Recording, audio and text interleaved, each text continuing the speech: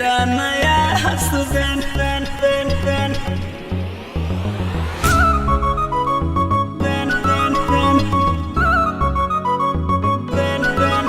जानू कह के मुझे पगला रहे हो, नहीं अपना परिचय बता रहे हो,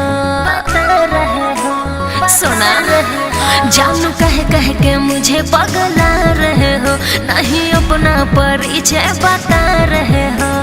जल्दी बता वरना कह दूंगी डैडी से आके बजा देंगे बैंड। अच्छा समझा? तेरे पापा जी का मैं दामाद हूँ डार्लिंग, तेरा नया हस्बैंड।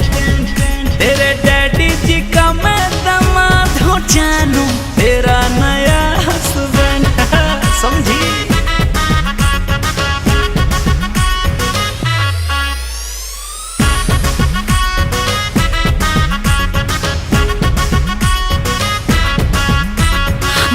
आगे बढ़ने से पहले सुनो, चेक करवा लो अपने माइंड को, चेक करवा लो अपने माइंड को। हाँ जी, अपना घुमाओ ना तड़पाओ अपने आशिक ब्लाइंड को।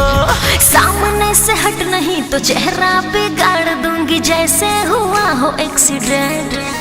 तेरे पापा जी का मैं दामाद हूँ डार्लिंग, तेरा नया हस्बैंड। तेरे डैडी जी का मैं दामाद हूँ डार्लिंग, तेरा नया छोड़ो छोड़ो छोड़ो छोड़ो।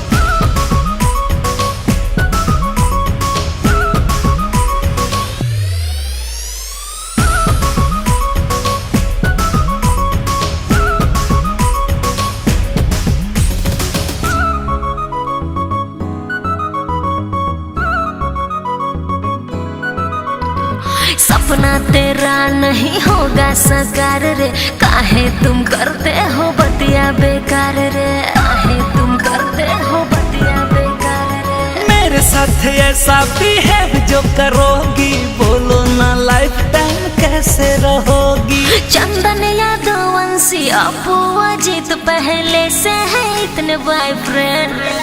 तेरे पापा जी का मैं दामाद हूँ डार्लिंग, तेरा नया हस्बैंड।